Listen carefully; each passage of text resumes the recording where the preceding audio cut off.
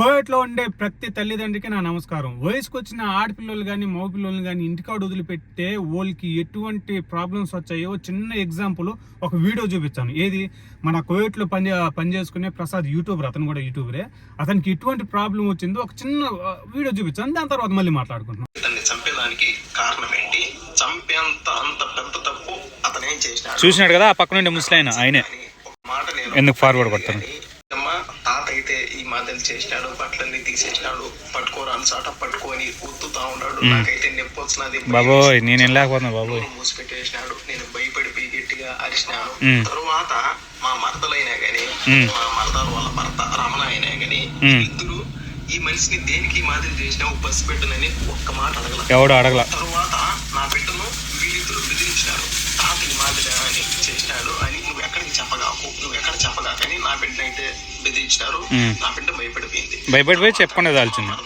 మా భార్యకి ఫోన్ చేసి క్లియర్గా చెప్తుంది ఆ పాప. కూతురు చెప్పిన మాటలేనండి.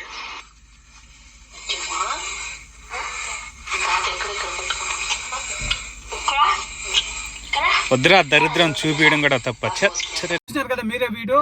ఇక్కడ కోవిడ్ లో పనిచేసే యూట్యూబర్ ప్రసాద్ తన బిడ్డని, ఏది తన 11 ఏళ్ల కూతుర్ని వాళ్ళ భార్య వాళ్ళ చెల్లెల దగ్గర వదిలిపెట్టేసినారు చూసుకుంటా ఉన్నాని. తను కొంచెం డబ్బులు సంపాదించుకున్నా, ఆళ్ళు మొగ్గులు ఇక్కడికి వచ్చి డబ్బులు సంపాదించుకుంటున్నారు. గత 4-5 రోజులు లేకపోతే ఒక నెల కిందటో వాళ్ళ మొగుడు, ఎవరు ఇలా ప్రసాద్ వాళ్ళ భార్య వాళ్ళ చెల్లెల మొగుడు అతనికి ఫోన్ చేసి మా ఇంట్లో గొడవలుగా ఉన్నాయి, మీరు వెంటనే వచ్చి మీ కూతుర్ని తీసుకోబోండి అన్నారు. వెంటనే ప్రసాద్ వాళ్ళ భార్య ఇంటికి పోయి తన బిడ్డను తీసుకుపోయింది. వాళ్ళ ఇంటికి తీసుకుని కొంచెం పెట్టి అడిగింది, ఏమమ్మా ఏం ప్రాబ్లం, ఎందుకు ఇన్నాళ్ళుగా బాగానే ఉన్నారు కదా, మధ్యలో ఎంత రచ్చందుకు వచ్చింది, నేను వచ్చి కోవిడ్ నుంచి వచ్చి నేను ఇండియాకి వచ్చి నేను వాళ్ళ ఇంట్లోంచి రావాల్సినంత అవసరమే వచ్చిందంటే, ఆ 11 ఏళ్ళ పాప కూర్చొని తాత, అది ఏది ప్రసాద్ వాళ్ళ భార్య వాళ్ళ చెల్లుల మొగుడు నాయన అంటే మనవరాలు, ఈ మనవరాలు అవుతుంది. ఆయన పెద్ద ఆయన, సుమారుగా ఒక 70 ఏళ్ళు 60 ఏళ్ళు పైనే ఉంటాయి. ఆయన పాప ప్రసాద్ వాళ్ళ కూతురు నిద్రపోతా ఉంటే పడుకో ఉంటే ఏది ఇంకా ప్రైవేట్ పార్ట్స్ ఎక్కడ బతితే అక్కడ టచ్ చేస్తా నోరు మూసిపెట్టినాడంట. ఎక్కడ బతితే ఆ ప్రైవేట్ పార్ట్స్ టచ్ చేసేతలకి ఆమె గట్టిగా అరిసిందంట.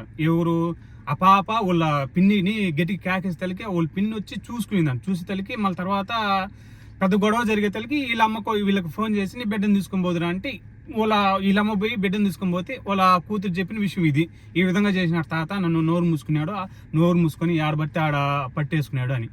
అదే విషయం వాళ్ళ నాన్నకి ఫోన్ చేసి చెప్పింది. ఎవరు వాళ్ళ పాప, ఎవరు ప్రసాద్ వాళ్ళ కూతురు వాళ్ళ నాన్నకి, ఏడుచ్చా నాన్న ఈ మాదిరిగాని చెప్పే తల్లికి ఏ తండ్రికైనా ఎట్టుంటది, నా బిడ్డని ఈ విధంగా పలానోడు అది పట్టుకున్నాడు, ఈ విధంగా మానభంగం చేయాలని చూసినాడు అంటే ఏ తండ్రికైనా ఎట్టుంటది, మరిగిపోతుంది, రక్తం మరిగిపోతుంది.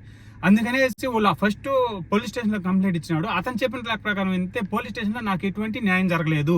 అందుకనేసి ఆయన నిర్ణయం ఏం చేసినాడంటే, నా బిడ్డ మీద చేసినాడు భూమి మీద ఉండకూడదు అనేసి పోయినాడు. 4 రోజులకు చుట్టి తీసుకున్నాడంట. కోవిడ్ అడిగి వాడు ఏకంగా చుట్టి ఇచ్చేసినాడు. 4 రోజులు ఎప్పుడు పోయినాడు తెలియదు, ఎప్పుడు చంపేసినాడు తెలియదు, ఎప్పుడు వచ్చినాడు తెలియదు. కానీ అతను నిన్న వీడియో పెట్టినాడు, నేనే అతన్ని ఆ ముసలోని నేనే చంపేసినాను, స్వచ్ఛందంగా నేనే పోయి లొంగిపోతాను అనేసి వీడియో పెట్టి చాలా బాధపడినాడు. కాకపోతే బాధపడడం ఏంటంటే, నాకు ఈ బతకాలని లేదు, నా భవిష్యత్తు అంతా పోయింది, నలుగురిలో నాకు తలెత్తుకొని తిరగాలని లేదు అని, నేను చచ్చిపోతాను, నా ఫ్యామిలీ, నేను, నా పిల్ల అందరూ చచ్చిపోతాం అనేసి వీడియో పెట్టేతలకి నాకు బాధ వేసింది. ఒకవేళ ఆ ముసలోడు కానీ ఆ పాప మీద కానీ చేసి ఉంటే 100% ప్రసాద్ చేసింది మాత్రం 100% కరెక్ట్. మిడిల్ క్లాసెస్ మెంటాలిటీ ఎట్టుంటుంది తెలుసా, వాళ్ళు అని మొహం మీద ఉమ్మేసినా కానీ 2 చేతులతో తుడుచుకొని వెళ్ళిపోతారు. అదే కానీ వాళ్ళ ఫ్యామిలీ మీద కానీ చేసినారనుకోండి అస్సలు సహించరు. వాళ్ళు బతుకు వాళ్ళ ఫ్యామిలీ కోసమే బతుకుతారు. అర్థమైందా, వాళ్ళు బతుకు వాళ్ళ ఫ్యామిలీ కోసమే. అదే ఫ్యామిలీకి ఏదైనా జరుగుతుందంటే వాడు సచ్చేదానికైనా కానీ వెనకాడు. ఇది 100%. ఇదో చూడండి, నేను ప్రసాద్కి నిన్న ఫోన్ చేసేటప్పటికి బోర్డింగ్ తగిలిపోయి ఆల్రెడీ వెయిటింగ్ హాల్లో కూర్చొని వెయిటింగ్ చేస్తూ ఉన్నాడు ఫ్లైట్ కోసం. అడిగిన ప్రసాద్ ఎందుకు ఈ విధంగా చేసినావు, ఏం ప్రాబ్లం అంటే, అన్నా నీ ఒక తండ్రి స్థానంలో ఉండి నేను చేయాల్సి నేను చేసిన అనేసి అన్నాడు. అంతే, ఇంకా నా మాటలు ఏమి లేవు. కాకపోతే ప్రసాద్ ఒకటే విషయం చెప్పిన, నువ్వు చేయడం తప్పులేదు ప్రసాద్, నువ్వు 100% కరెక్ట్గానే చేసినావు, 100% ట్రూ. ప్రపంచంలో ఎవరిని అడిగినా కానీ నువ్వు చేసింది కరెక్టే అంటావు. కానీ తల్లిదండ్రుల్లో నీది తప్పు ఉన్నది, ప్రసాద్ తప్పు ఉన్నది, వాళ్ళ అమ్మది తప్పు ఉన్నది. వయసుకు వచ్చిన బిడ్డని ఇంటికాడ వదిలిపెట్టేసి, ఎవడో ఇంటికాడ వదిలిపెట్టేసి మీరు సంపాదించుకునే దానికి ఇటుకు వస్తే 11 ఏళ్ళ బిడ్డ పుట్టిన బిడ్డను వదిలిపెట్టడంలో తెలుసా, అంత దారుణంగా తయారైపోయింది. ఇదేం దరిద్రం నాకేం తెలియడం లేకని వయసుకు వచ్చిన పిల్లలు ముసలోళ్ళు లేపుకోబోతున్నారు, ముసలోళ్ళంతా పసిపిల్లల మీద రేపు చేయడానికి పోతున్నారు. ఇదేం దరిద్రం రా స్వామి, ఎట్టబోతుందో ఏం అర్థం కాదు. ఆడపిల్లల్ని బయటకు వదిలిపెట్టాలంటే భయం వచ్చిందా? వాడమ్మ జీవితం యాడిపోతున్నారు రా లోకం. మన అని వాళ్ళే ఆడపిల్లల మీద ఈ విధంగా చేయలేసి ఈ విధంగా చేస్తున్నారంటే ఇంక ఎవరిని నమ్ముకోవాలా, ఎవరిని నమ్మాలా? కాదు, ఎవరిని నమ్మాలా? నేను అలా అని ప్రతి ఒక్కరు కుటుంబంలో ఇలా ఉంటారని నేను చెప్పడం లే, కానీ ఇలాంటి వాళ్ళు ఉండరు. ఇలాంటి వాళ్ళ వల్ల అయిన వాళ్ళు కూడా నమ్ముకోలేకపోతున్నారు. అది సిచ్యువేషన్. నువ్వేనా ముసలోడు ఏం కాదు కదా ప్రసాద్, నువ్వు బాగా యంగ్ వయసులోనే ఉండవు కదా, సంపాదించుకోవచ్చు కదా, భార్యని ఇంటికాడ పెట్టి నువ్వు బిడ్డను చూసుకుంటా ఉండు, నేను ఒక్కనే సంపాదించుకుంటాను అని చెప్పుండొచ్చు కదా నువ్వైనా కానీ. ఇది చూడ ఇంతవరకు ఇంత కర్మేమి, బిడ్డలను వదిలిపెట్టి ఇక్కడికి చేసుకోవాల్సినంత కర్మ. కొంచెం అన్నా ఆలోచించండి అబ్బా. కోవిడ్లో ఉండి ఇప్పటికైనా కానీ ఎవరైనా వయసులో ఉండే ఆడపిల్లలు మగ పిల్లలు ఎవరన్నా వయసు పిల్లలు ఇంటికాడు ఉంటే వాళ్ళు ఒంటరిగా మాత్రం అయితే వదిలిపెట్టద్దు. ప్లీజ్ వెళ్ళండి. తల్లిని మాత్రం అయితే ఖచ్చితంగా వాళ్ళకి తల్లి మాత్రం ఈ టైంలోనే అవసరం. వాళ్ళకి ఇది 11 ఏళ్ళ నుంచి 15 ఏళ్ళ వయసులో పిల్లల దగ్గర ఖచ్చితంగా తల్లి అవసరం. దయచేసి ఎవరన్నా ఉంటే ఇప్పటికైనా కానీ కళ్ళు తెరుచుకొని వెళ్ళిపోండి. ఏం పర్లేదు, సంపాదించుకోండి. 3 పూటలు ముద్ద దిగితే చాలు. మీరేమో లక్షలు సంపాదించి మేడీలు కట్టుకోవాలని ఏం లేదు. ఒకప్పుడు మనం బతుకు కూడా అట్నే బతికినాం.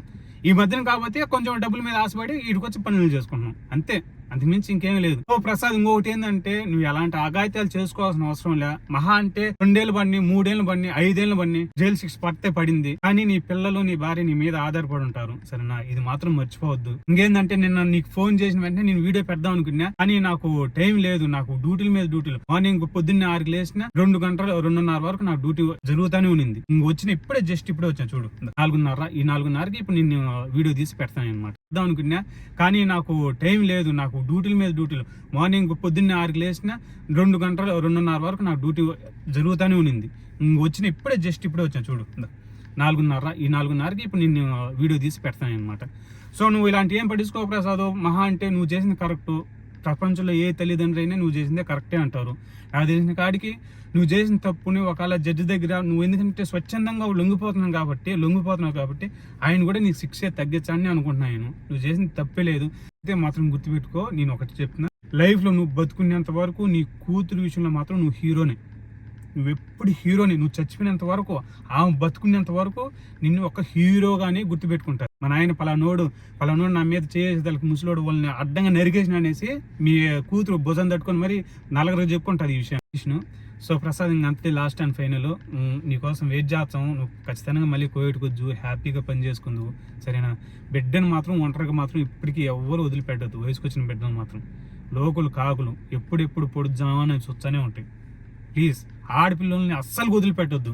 మగపిల్లోడు అంటే కింద మీద పడి ఏమో సచ్చాలేస్తాడు. ఆడపిల్లల్ని అస్సలు వదిలిపెట్టద్దు. నమస్కారం.